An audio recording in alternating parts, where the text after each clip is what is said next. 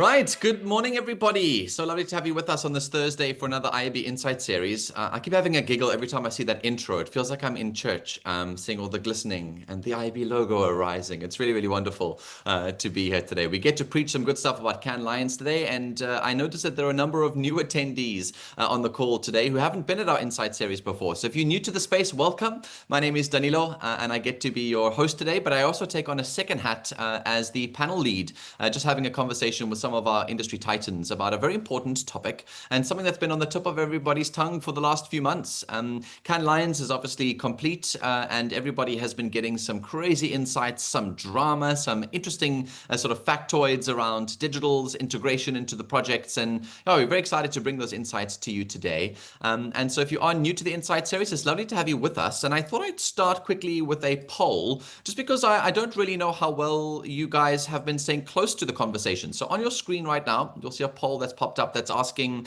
how closely did you follow the Cannes Lions Festival 2025? And your options are either very closely, with all the highlights and winners, somewhat, caught a few headlines and key discussions, not very, looking forward to getting up to speed today, and lastly, this is my first time hearing about Cannes Lions. And there already are 4 people that have said that this is the first time they've ever heard of Cannes Lions, and so hopefully we'll be able to share a few things with you there. I'm going to wait for a few more attendees to pop this in the chat. We have well over 100 guests joining us on the call today, so I just want to give it a bit more time. We've got about 60% of our participants having filled in our poll. Let's get to 70%. It feels like, as a digital marketer myself, like 70% feels like enough data for us to kind of make some decisions. And we have hit 70. So I'm ending the poll there. Let's share some of those results with you. So it looks like there is quite a strong tie between not very, looking forward to getting up to speed today, as well as some people saying that they were somewhat close to Cannes Lions 2025. I caught a few headlines and key discussions, but very few of you followed it very closely, and very few of you have just kind of heard this for the first time in your careers. So welcome. Nice to have you with us today. We'll make sure that our panelists get to cover most of those insights that you may have missed. And for those of you who weren't following it very closely, we literally have 3 guests who were live from Cannes Lions and have learned everything that they need to know to bring across to us for our learnings today. So we're very, very much looking forward to it. I haven't yet thanked them, but just to Ornico and the Special Effects Media team for bringing these webinars to life on a monthly basis. If you haven't registered for the Insight series, you just register once and you'll get the invites on a monthly basis, and also follow the IAB's emailers to kind of get these industry insights from some of the best in our country. I know marketing is moving at a rapid pace, especially in the digital world, and staying up to speed on a monthly basis with these Insight series is a fantastic opportunity for all of our marketers. Right, the Cannes Lions Festival truly set the global benchmark, for those of you who don't know, when it comes to creative excellence. We all look from around the world to Cannes Lions for that period of time to learn as much as we can about what work actually wins and what we can learn from those experiences. But beyond all the glitz and the Grand Prix prizes that you see, the real value lies in understanding what the winning work, the insightful talks, and the emerging trends tell us about the future of our industry that we love and go to therapy for very, very regularly. It reveals where we're headed, what the audiences truly value, and how technology is shaping the narratives, and crucially, how agencies like ours must evolve to stay relevant and impactful. A conversation constantly happening at board levels and with discussions with clients as well. So this year, with the accelerated pace of digital transformation and the rapid rise of AI, understanding these shifts is probably more critical than ever in the discussion.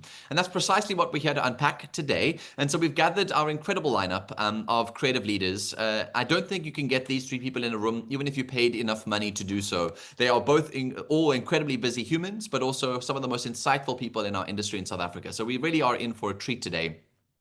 Each of them have quite a unique vantage point on Cannes 2025, and to decode these insights for marketers, agencies, and the wider digital economy, they've given up an hour of their time to come and spend with us today. And so we're going to do things slightly differently. Usually at the Insight series, for those of you that are not new here, you'll notice that we usually do a keynote address and then cover some case studies, and then we enter a Q&A. For this discussion, we're going to keep it round table. So we're going to invite all of our panelists onto screen shortly, and I want you to be part of the discussion as well. So if you have questions you would like to pose to our guests, please do pop them in the Q&A box. Try not to use the chat. The chat will kind of keep for, casual conversation, greeting each other. I see all of you telling us that some of you are even from Southeast Asia, so welcome if you're not from South Africa. But the majority of our guests are joining us from South Africa today, and it's wonderful to have you with us. But if you want to ask our panelists any unique questions, do pop those in the Q&A, and I'll try and prioritize your questions for them.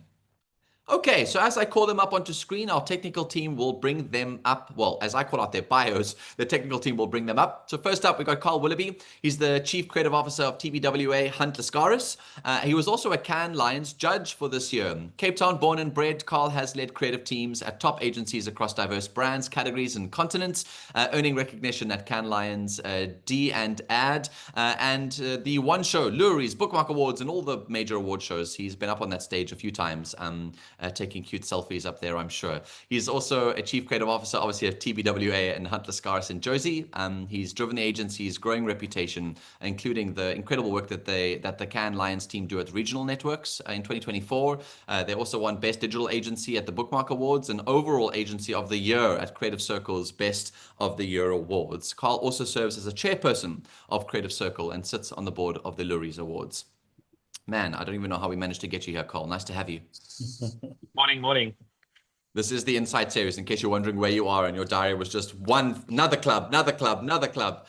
You made it. Next up, Saf Sindhi, the founder and Chief Creative Officer of Bananas. He was also a Cannes Gold winner. Saf Sindhi is a creative and a mischief maker. He is one of the cheekiest marketers I've met, and it is proving very successful in his work. He's also the co-founder and CCO of Bananas, where he spends most of his time walking the tightrope between chaos and meaning, usually in a pair of swim shorts and flip-flops. I have to see this in reality. Nice to have you with us, Saf. Nice to be here. Good afternoon from the other side of the world. Yeah, and then joining our panel today, our lovely lady, Koketso Masisi. She's the creative director of Retroviral. She was also the open chair delegate and Cannes attendee this year. She was a first-time attendee of Cannes, giving us a front row seat into what it feels like to be there for the first time. She leads the agency's creative vision and oversees the development of innovative campaigns that deliver impactful results. Known for her bold ideas and exceptional storytelling skills, Koketso blends creativity with strategic thinking to craft content that resonates deeply with audiences and drives earned media value for their clients. Koketso, welcome. Thanks, Danilo. Thank you for being here. Thank you for hosting me, and I'm so excited to be with, the panelists today. Yeah, croissants just don't taste the same back in South Africa as they do in France, do they? They really don't. All right, panel, guys, you are a fantastic group of leaders. I want to try and maximize as much time as we have with all of you. And so because it's 11 minutes after 11, we can make a wish. My wish is that we start on time and get through all of our questions we have for today. So yeah, please leave yourselves unmuted as you get through your answers and give us your best work. Let's first start with the fact that you guys were obviously all at Cannes this year. So let's open up with a question to all of you, and I'll let you all take a chance to start. Carl, with you first, then KK, then Saf. You can take it from there. But this year's Cannes Lions showcased not just creativity, but very much a shifting definition of what creativity actually means in this very digitally led, AI-enabled world. So if Cannes was a crystal ball to you and you were rubbing it with your warm hands for our industry's future, what uncomfortable truth or disruptive insight did you take away that South African brands and agencies have to be ready for, or at least be ready to address urgently? Carl. I think there are a couple of things. I think just to touch on the AI thing, there was a talk by Tor Myron, who's the global CMO for Apple, and he said the good news is AI is not going to kill advertising. The bad news is AI is not going to save advertising. And he was trying to make the point that we've got to save ourselves.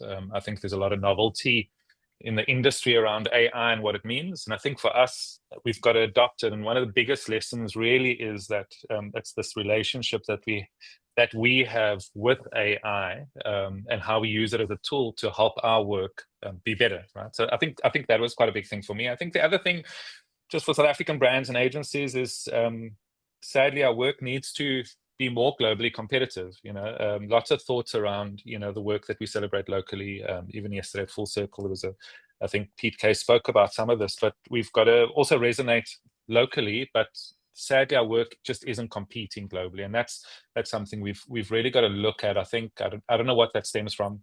I don't know if there's a sense of risk aversion.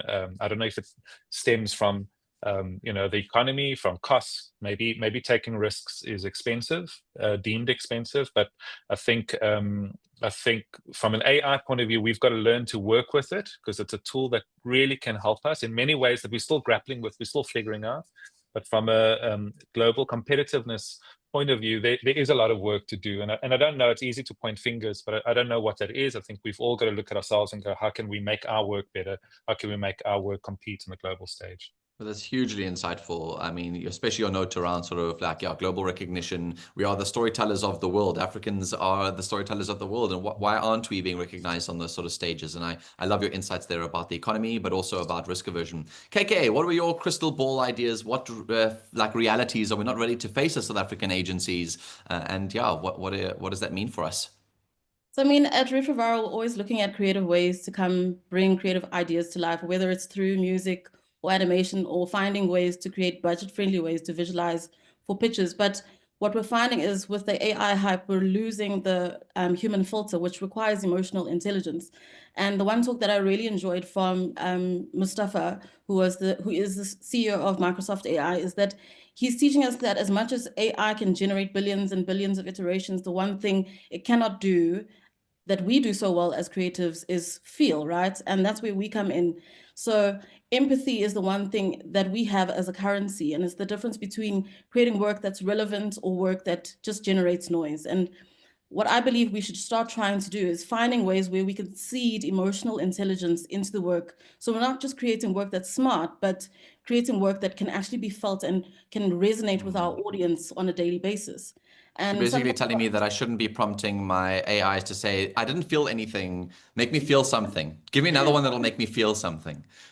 100%. I mean, for instance, like I think about the fact that I'm a woman of color, and I deeply think about the way I get represented in the work and who gets to shape those narratives. So if we're not careful, AI will start mirroring those concepts and those same systematic gaps that we've been trying to fill. So we need to start thinking about how we're embedding empathy and emotion into AI. So it's not just about the tone, it's about creating access, inclusion, and creating authentic stories that our audience can see themselves in and resonate with. I love that. That's a really also now new insight around sort of empathy, connection, human connection that we can take from Cannes this year. And I'm seeing lots of applauses coming through on our reactions. So thank you very much, that KK. Saf, your thoughts? What is that like crystal ball saying about the future?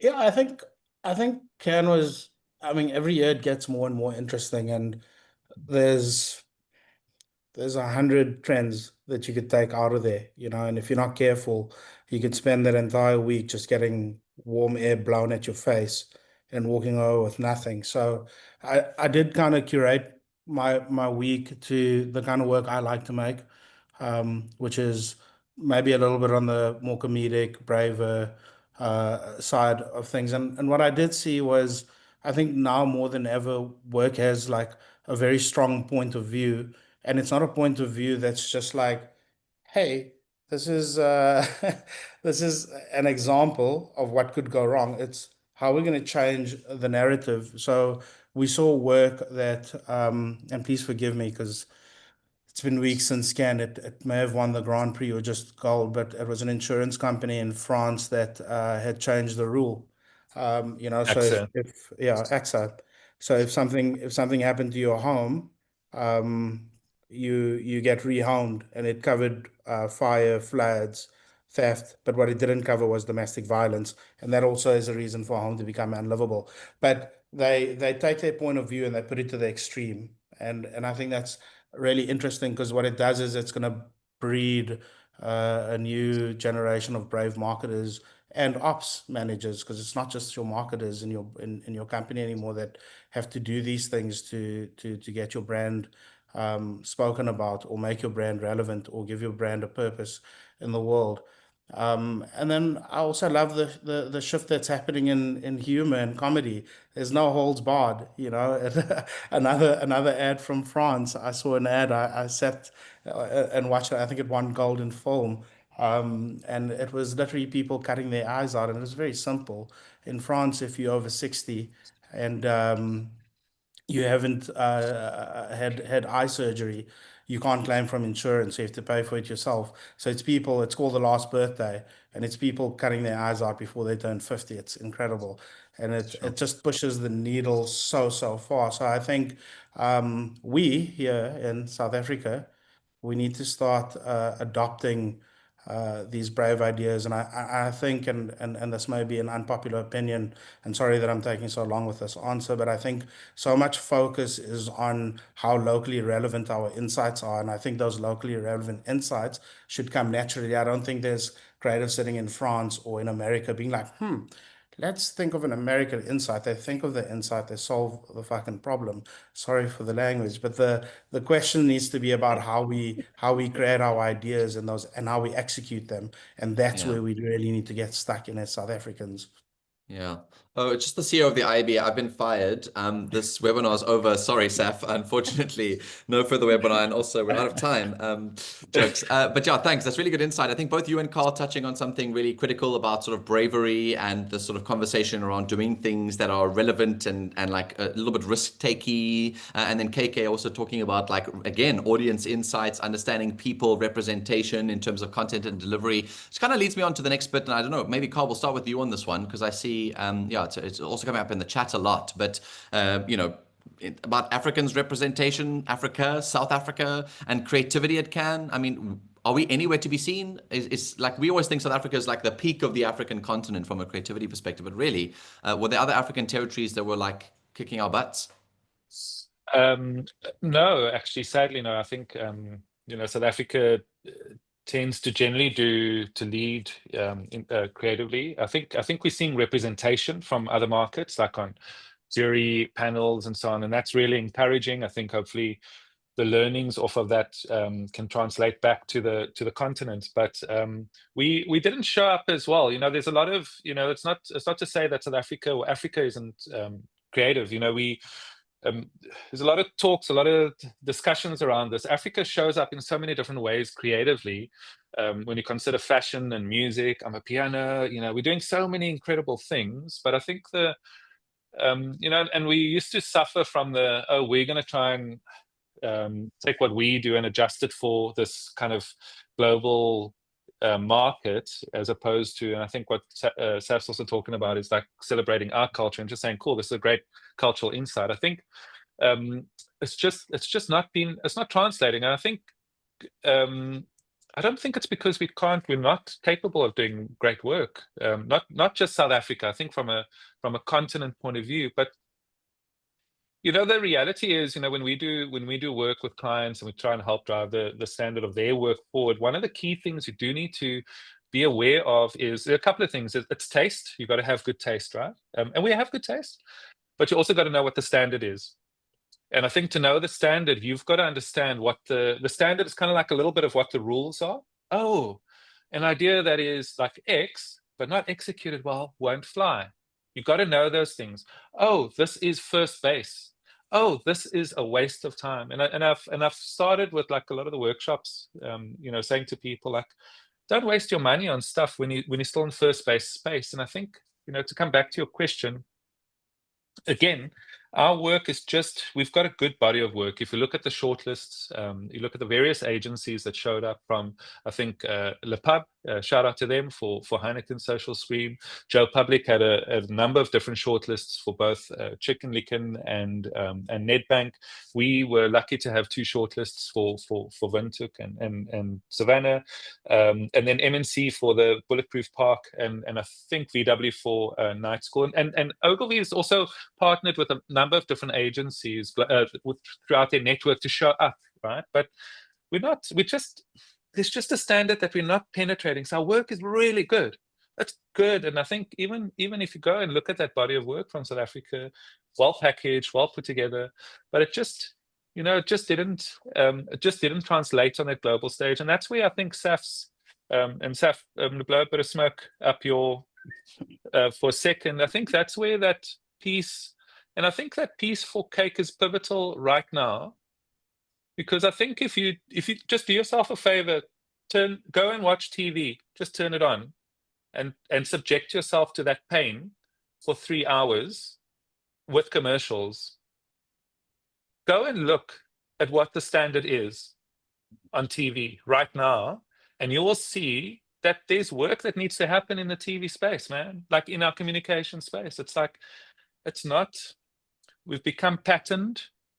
We've become, and sorry, not to, I don't want to get on a high horse, but just be, and everyone's, there's a lot of things to blame for this, right? But like the work isn't cutting through. So what we think is funny, you know, when your clients are sending you music suggestions that doesn't even resonate with the audience, or it's from their personal playlist, it doesn't work. You know, when the clients are writing scripts using ChatGPT, it doesn't work. What's great about Cake, to come back to that, just out of the body of work, you know, from South African born agencies, what's great about Cake is it's a crazy idea that if you're sitting in a room with clients, and someone presents that idea, you're going to go, okay, you're going to do what? You're going to turn this whole town into like a cake. Like, think about the soul of that, and then the craft that supported that. A lot of people here will probably get a lot of anxiety about that, right? But that's what it takes. You need that. That's why I think it's a pivotal moment for us to just look at, it's a signal in the market to go, oh, I need crazier ideas. So sorry, a little bit of a tangent, but hopefully I answered your question. No, you have, yeah. I think And obviously the chat is agreeing with you. There's Siba saying, nailed it. Filiso is saying, it's true, it's predictable. Khoisame also saying facts. It does really feel like we've been saying this internally, but I mean, we're a group of creatives together. It's always the creatives who are complaining about the level of like, engineering. I mean, just if I may on that, because it touches on AI is going to give you patterned, logical, rational thinking, but AI is going to give you a lot of patterned, logical, rational thinking. It's funny that AI and the convention in terms of what feels the same in communication, in the communication landscape, is kind of crossing over. And I think one of the big watch-outs for me personally is, you know, we're not communicating to bots. I said this yesterday, we're not advertising to robots. We are advertising to people. As long as we advertise to people, we need to appeal to them on an emotional level. And that's quite important. So AI advancing, all that stuff, it means that human-centric ideas become more important. Correct. Love this, Carl. I mean, we're going to get to AI in a bit because it was obviously a big focus and quite a lot of questions around sort of technologies integration. But KK, just while we're on the topic of South Africa's representation at Cannes, first time going, bright-eyed, bushy-tailed, excited to see how fantastic we all are here and to be excited about all that work internationally. Were you relatively disappointed by the South African work that you had seen, or the lack of representation? Because you were obviously there for the first time. What was your expectation versus your reality? I mean, I was obviously very excited to see Saf winning on stage and going on with his South African flag, but I do think we still have a bit of work to do when it comes to the type of work we put out there.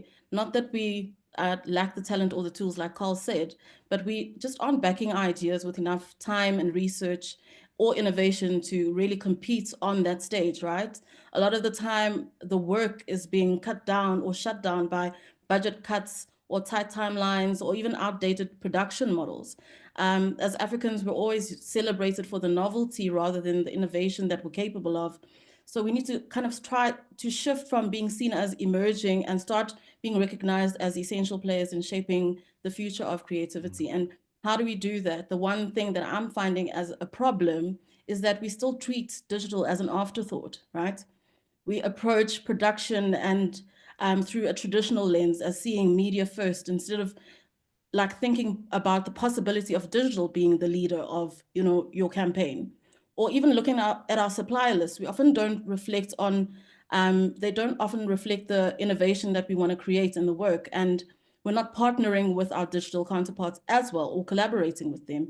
If we had to take a step back and go, how do we start working with digital agencies and finding ways to solve solutions to create work that can compete on a digital stage, then we might see ourselves competing at a higher rank. So the potential is there, but what's missing is the ability and the courage to protect the ideas and investing in new processes as well. So I think until we get to that stage, we'll always feel like we're showing up and never leading on the global stage. Exactly. I love that. Well, while I have you, I mean, having gone now, would you recommend going to Cannes as an opportunity to, like be a sort of pilgrimage that every marketer in an agency today should take at one point in their lifetime or other? Or is it just another sort of like showcase of international work where everyone just goes there to drink alcohol and dance hard and, where the suits get to take all of the credit for the creatives? Or is there real meat that comes from attending Cannes Lions?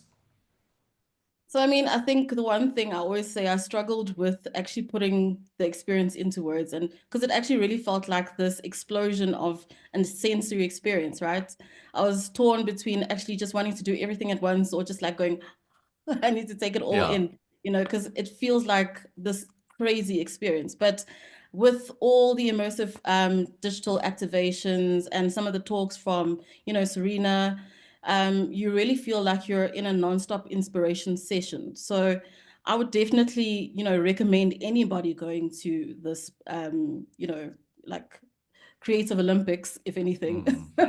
Yeah. Because it really opens your creative worldview on what's out there and what we could be capable of as creatives. Yeah. I'd really like to just, give a shout out to Suhana and the OpenShare team for giving women a spotlight and an opportunity to see ourselves on the creative stage and being able to see that we're actually capable of being competitors and contributors to the industry as well. I love it. You also have the huge responsibility to take all those insights now and like fix all the problems we have here from a creativity perspective. So that's cool. Carl, we'll come back to you because I have a question that was kind of linked, but let me just get some words from Saf because I'm surprised how silent he's been so far. So Saf, obviously, one of the things we would love to hear about is obviously your gold-winning work at Cannes Lions. I mean, that's incredible. But were there any other creative approaches or shifts that you saw that particularly struck you? And yeah, why and what can we learn from those approaches here in South Africa? Yeah, and I mean, I think it's something that both Carl and I and KK have kind of touched on through this conversation. But you again, like, you choose your can experience and what you love. And what I noticed was that there's the work that was too weird or too brave or too much of a risk is now being rewarded because they're those things. So you're talking about ideas that are culturally fluent and not just globally bland, that are just playing or mirroring culture, and work that's not afraid to be dumb. I loved how much silly, just stupid ideas there were, because those stupid ideas are actually pretty smart and pretty profound at the same time. An example of that was the last birthday that I referenced, and I'm a massive, massive fan, and I hope none of the creators from Bananas are on because they're gonna tease me about it. But I always reference it. It's the Clash of Clans work. The work that they make is uh, it's so manipulative of the culture that's going on, whether it's clashing with Erling Haaland or recreating a fake past. And it plays so well into culture and it uses the right tool. So it's playing out on TikTok and it's playing out on Twitch and it's playing out in the right environments and the right mediums. And I think when you start working on the idea first, and idea's always been king. I think we may have lost that somewhere along the line, then you'll naturally find that idea fitting into the right mediums and the right places. And I love that. I love that kind of work. It's clever, but it's not just clever. It's memorable, unignorable, and my favorite thing about all of it, it's honest. Even like Clash of the Past, which I know won a few years ago, is very dishonest, but in itself, it's just honest to the brand. And I love that kind of risk-taking work. I think we need more of it. And to move away from the traditional one TV ad, three radio ads, and a social campaign, because sometimes all you just need is one super idea and let that Correct. reign Well, throughout. let's just touch on this because it is the elephant in the room. Carl opened up the can, and I just kind of like to allow things to come up, but let's start with you on it. Just what is the issue about this lack of willingness to take risks, really? It's this issue of the inability for South African brands or agencies or creatives to want to take risks here? You said just creative ideas, crazy ideas. Who has budget, who has time, and who has the regulatory environment to create crazy ideas that are just fun and, we'll see how it goes. There is a risk-averse nature in our country. What is it? Where does it sit in your opinion? And obviously you run the risk of saying it's obviously brand or it's obviously budget, or but if you were to really reflect on it, where does that sit in your opinion, Saf? Look, I'm always going to be honest, and sometimes the honesty might not reflect everybody else's opinions. But I think yesterday, and if I could mention full circle, a video played from our client Suhail, and I think that's what we need. And I think maybe we don't talk about it enough, but my goodness, did I enjoy spending time with South Africans in Cannes this year. There was a big contingent of us, and it was beautiful. There was gees, and I was surrounded by very, very talented people. I don't think creativity is the problem in our country. I think it's the process of how we turn that creativity over onto the brand side. And let's stop calling them clients. Let's start calling them brand partners or creative. So Hale at KFC, I call him sometimes with ideas and I'm like, what do you think? And we have those conversations. And I think it's an important thing for CMOs and brand managers to start kind of getting their heads around, which is trust doesn't mean saying yes to everything. It means having an argument about the work, about what you believe in, getting to the core root of it. I honestly believe that you've got to kill the committee. If there's more than 5 people trying to decide what the idea is, that idea is going to be shit. Yeah. It's but just also, so it is that kind of role. And Carl, I can see you itching to get to it. So yeah, let's maybe jump into your thoughts. Like, what is happening at CMO level that we're avoiding risk? I mean, I think there was a great talk at Cannes actually. I don't know if you guys went to it. There were 2 strategists. If you don't know them, just Google them, Rob Campbell and Paula Bloodworth. And they were speaking about the dynamic of the CMO. And I'm not saying this, I mean, I think in the brand, let's call it brand partner space, there are a lot of dynamics, right? So there's the managing up, there's risk. There's the theme around pattern behavior is quite a thing that sat with me. There's the client will definitely buy this, right? We are scared. I think there's an issue around the fact that, and I'm going to say this, I think there's an issue around the fact, I don't know if the creative industry did itself a disservice, but there's an issue around the fact that the value of creativity to the business's bottom line is not appreciated.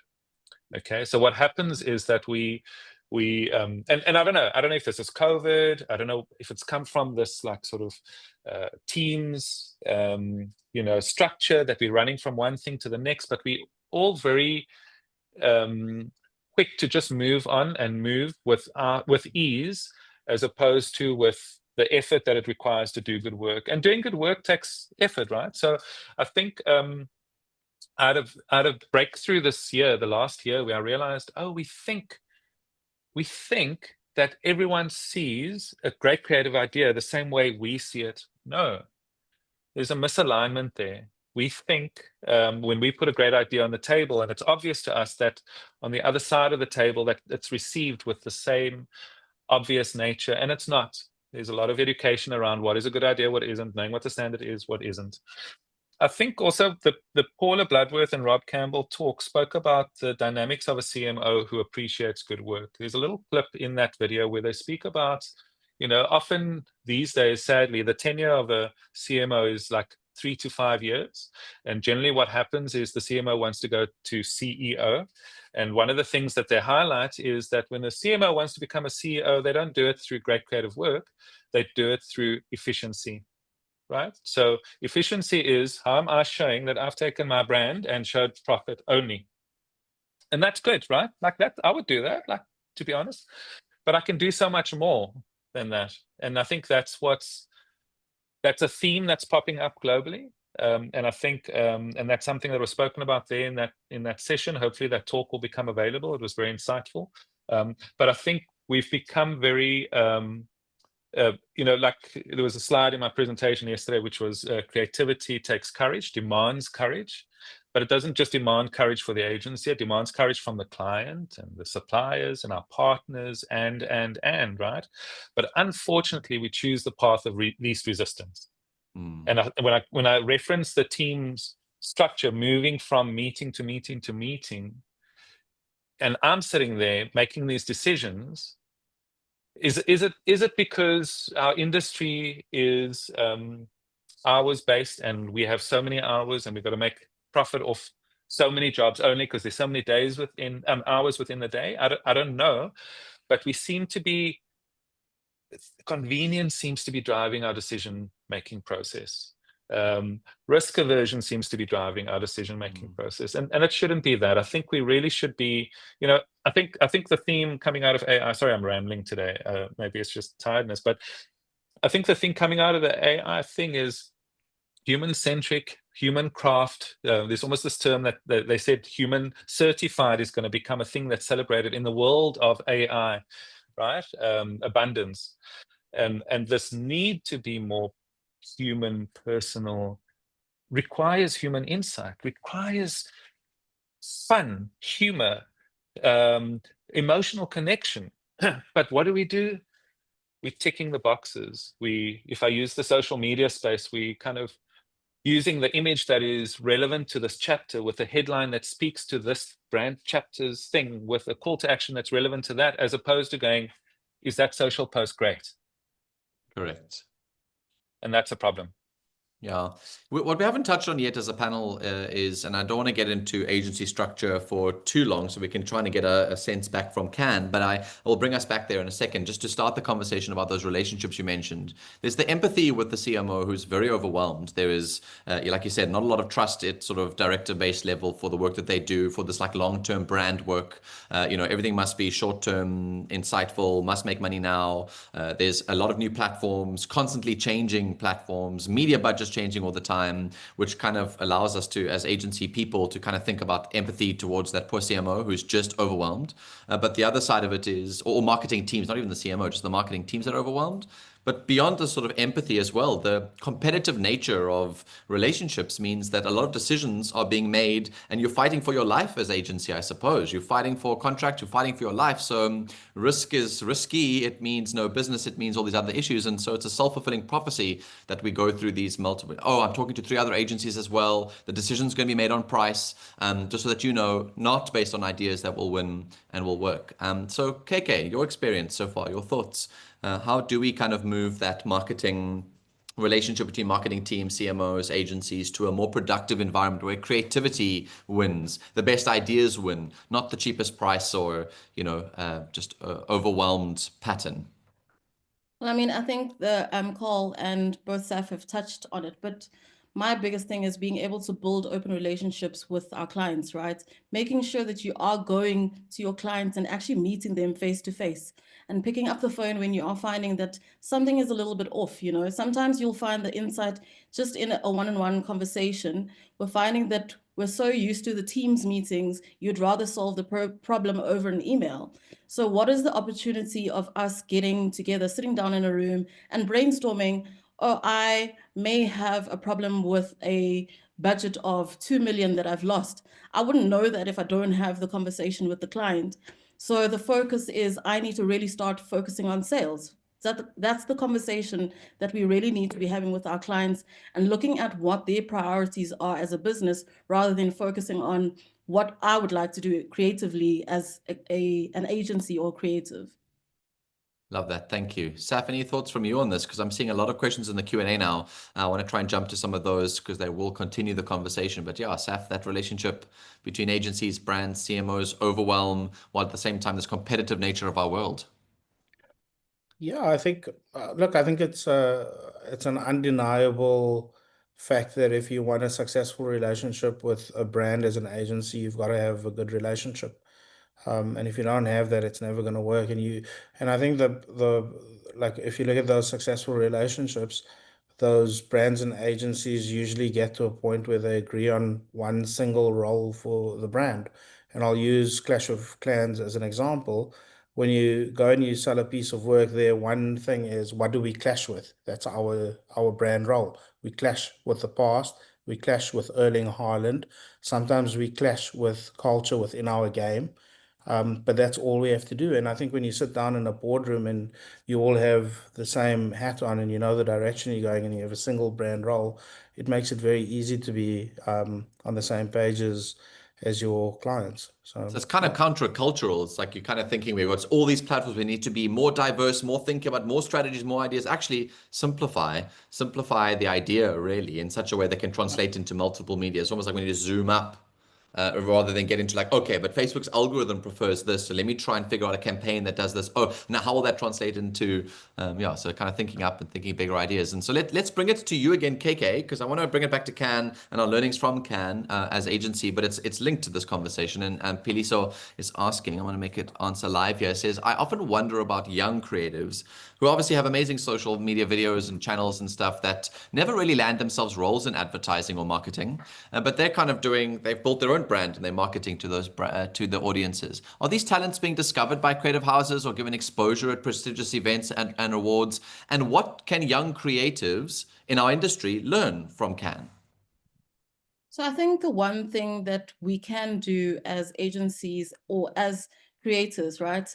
The world of influencers is there, and we usually tap into those spaces where you'd like to create content that resonates with a specific audience. So with us as an agency at Retroviral, sometimes we'll need a campaign that resonates with Gen Z, and we need them to kind of seed into the TikTok world. So that's when we'll start picking up in our conversations, okay, cool, this particular creator is really great at XYZ, and they have a following of this many, teens of this age. And that's where we start tapping into those conversations of how can we really utilize young creatives in the work that we're creating so they get to show up and they get to, really showcase their skill sets in a space that they wouldn't necessarily have thought of and hadn't studied for. There is opportunity to learn in a creative space. If you have the willingness to show up and do the work, someone will come to you and go, let's look at having, a social media department where we're generating content. Sometimes the content doesn't have to look perfect, and we're wanting to get people on the ground who can move quickly with a phone or with some videography. And clients aren't wanting to spend too much on that kind of content sometimes. So there is opportunity for us to look at how do we utilize the youth in ways that they wouldn't necessarily have been given the opportunity in the past. Thanks, KK. And I'll bring it back to Can as well too, Carl. There are a lot of young people who are quite anxious about our industry. They're all studying, they want to get into marketing, and they're very uncertain about the future. And so just from your experience of what you saw there, the kind of roles that are emerging, the relationships between agencies and brands, marketing role dynamics, what kind of things should young people be investing in their careers from a knowledge, skill, role, perspective to kind of build their futures in this industry from what you've learned from Can? I think one of the key things for me is that what we do in general is storytelling, right? So I think young people need to be able to understand that storytelling will happen in many different spaces, right? So embrace the technological platforms. Look at, there's creator economy thing that's like a massive thing, right? So that's a big thing. It's a world I don't quite understand, to be 100%, to be honest with you. But I think we've got to look at all these new spaces and places to play in and be open to that and know that an idea doesn't just exist in your traditional space. So I think if young people can do that, I think that's good. I think the other thing is also just, I know it's going to sound weird, and I say this, a lot of the young guys at the office challenge me a lot, and I think it's good. But like, ask the questions. We don't pay. I do believe the future of the industry is with the youth, and I don't think we should condition the youth to grow up in the industry the way we grew up in the industry, because everything's shifted. I think the youth have to ask the questions, be accountable. I think you can ask anyone, any of the interns, even at the office. Like, I always say, be seen, be heard, be in my face. If I don't know or see you, I don't know or see you, right? So. Because it's hard to say, oh, this is going to happen and predict this will happen in the industry and all that. But I think the young people just have to know that we pay them money and we're helping shape them for the future also. So if they're not asking the questions, or if the brief isn't clear, I know it's like super granular stuff, but ask the things that can make the work better. Yeah. I think that's quite important. But are you basically saying that ultimately the industry is not going to move? I mean, it's going to change. It has changed. Young people are the future, but they're the future of the world. The point really is that, ultimately storytelling and marketing messaging won't go anywhere. Like, telling good stories is not like a new skill that you will go away. You need to tell good stories anyway, and be able to understand the basics and those foundations. Yeah, someone, I think, I don't know if I spoke about this, but someone asked me about, John Hunt in our industry, who's been in the industry for more than 40 years. And someone said, like, how is he still up to date with all the technology and all that stuff? And I said, actually, I thought about that. And I was like, actually, ultimately, he knows how to tell a story, be it through a gaming platform, be it through Minecraft, be it on social, he knows what that overall narrative should be. That's not going to change. We're still going to appeal to people. Like I say, we're not dealing with bots. So the ability to tell a story is probably one of the most critical things to know. Like I was judging direct in one of the insights that really sat with me. It sounds so obvious. Sometimes the most obvious things are like the best lessons, right? But the jury chair just said to us, put yourself in the shoes of the consumer. So when you're communicating to them, if it's young person, older person, whoever it is, make sure that you understand what their needs are, and then your work should answer to that, right?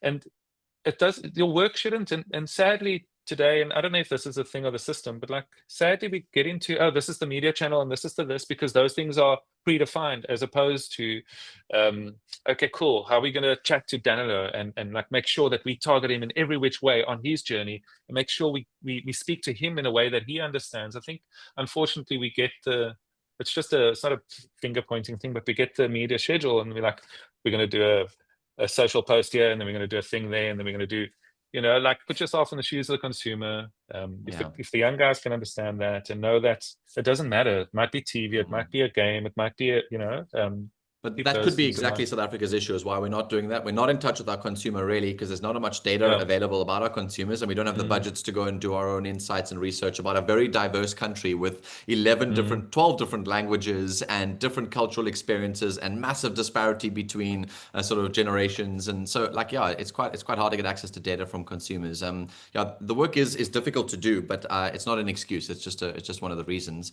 Saf, we are going to run out of time soon, but there is a really important question, and I'll get to the one in the Q&A in a bit, but a question to you about the sort of trying to balance this creativity. What I've learned from you guys discussing now is we're not taking enough risks in South Africa. Our work is not penetrating that sort of international level.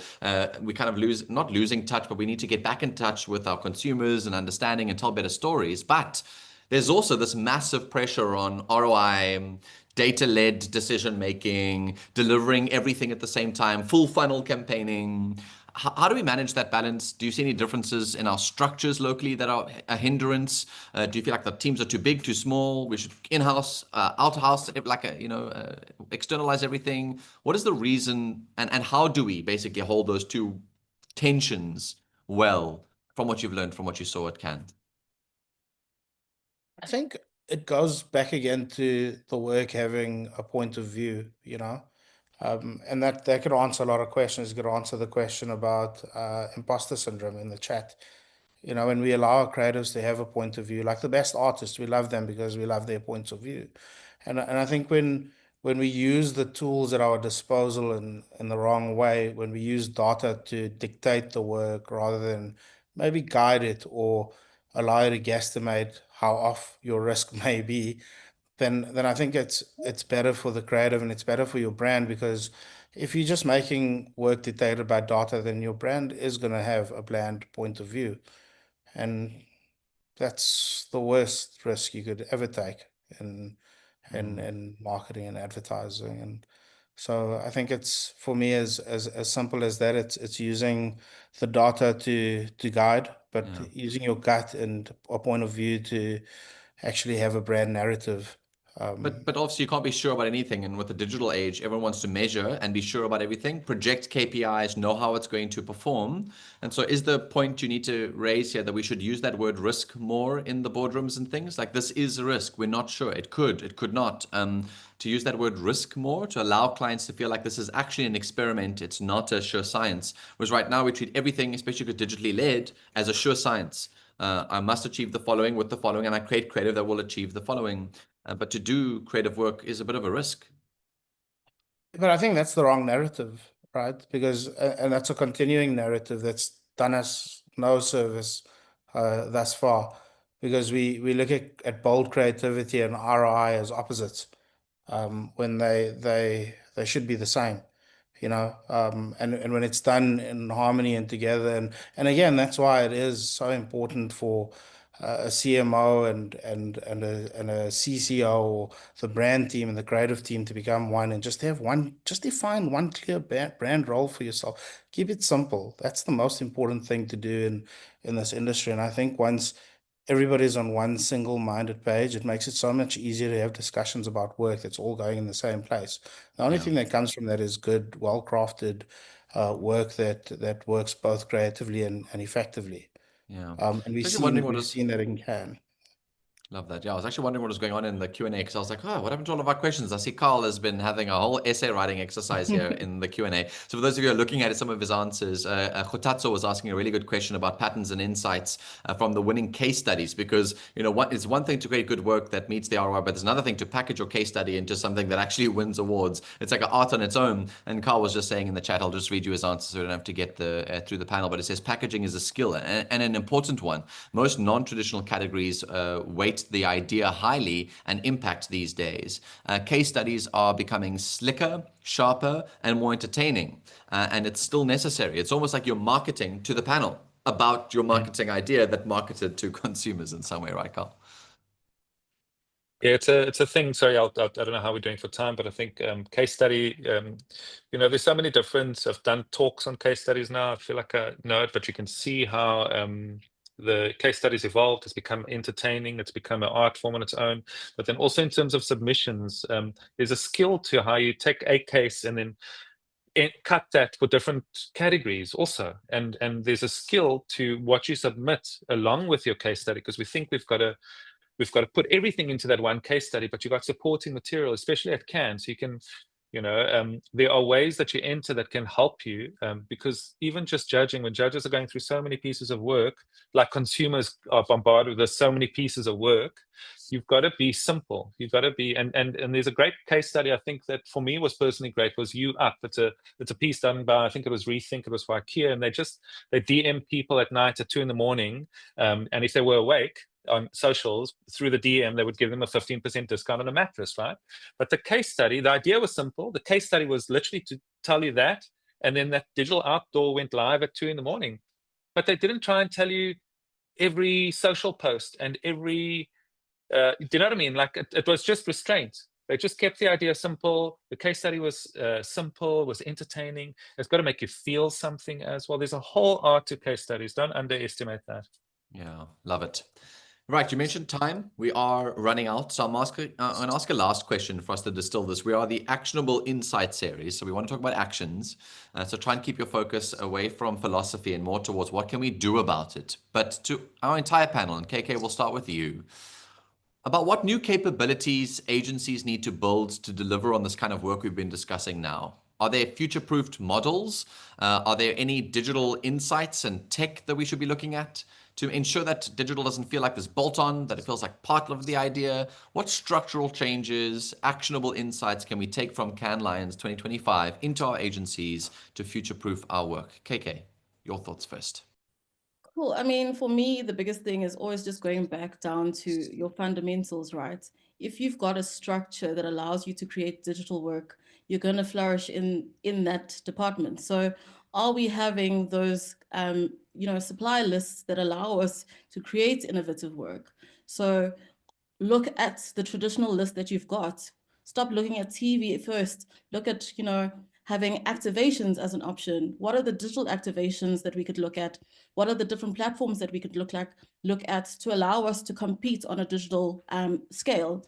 And also having those interactions with those counterparts as well, the relationships that you build with your co-creators who are creating digital work, they allow us to learn more about what's out there. I think it's really important for us to really do more research when we're creating work. We're so stuck in the traditional lens of creating digital or even campaigns that we are creating. I think there's so much more opportunity in figuring out what it takes to create the creative work, be a part of the actual process, as opposed to treating the supplier as, you know, a different part of the campaign or an add-on to your campaign. Let's have co-creative relationships. No, there's even like influencer marketing, one of our core offerings. We can definitely see that there's this like, oh, post this thing about our thing, but actually they're the creative. Get them into the conversation of what you're trying to achieve. Okay, so collaborate more and bring people into the conversation. I love it. Saf, what other structural changes can we make in our agencies to future-proof our models in this digitally led world? What are your thoughts? I just want to touch on what KK said now, because it's so true, and I think it's such a flaw in the South African industry where we feel so disconnected from our media agency, our social media agency, our digital agency. And when you look at those big integrated pieces that are winning, you can see that there's professionals in each of those disciplines that have come together and done their best to make that work. And I think we need to start getting that right. It's a complaint that I hear from many South African clients whenever we have a discussion. It's the disconnect between these different parties. So I think that's something that we could definitely focus on. And if I could just quickly, I know we're going to leave Carl with like a minute, but just on the ideation process, I think use all of these tools to get to a point where you can push that idea as far as possible, very quickly and easy. Back in the day, it would take like 2 days to get through all the shit ideas before you hit the good one. Now ChatGPT can do it for you. So don't be shy, use it. Yeah, love it. Awesome, Saf. Thank you. Carl, yeah, last thoughts from you. Yeah, I think it's not philosophical, but I do think it was a key thing about, there's an agency called Rethink in Canada, Toronto, and they do a lot of work that gets into culture very quickly. And the guy from Rethink just spoke about building a relationship, because I wanted to just leave everyone with this thing of trust, right? Like between the brand, the CMO, the brand lead, and the creative lead is quite important. So if you can get that right, and I think that's something I think, Saf, you have with Suhail, right? But if you can get that right, then a lot of these other structural stuff will happen. If more time is needed and you got that relationship right, more time will happen. And just the thing the guy said from Toronto was, make sure you have a relationship with the key decision makers. And how do you supercharge that relationship? Because if you can get that right, you can get through the work and all the things that are required to do the work and get into market quickly and efficiently. I love that.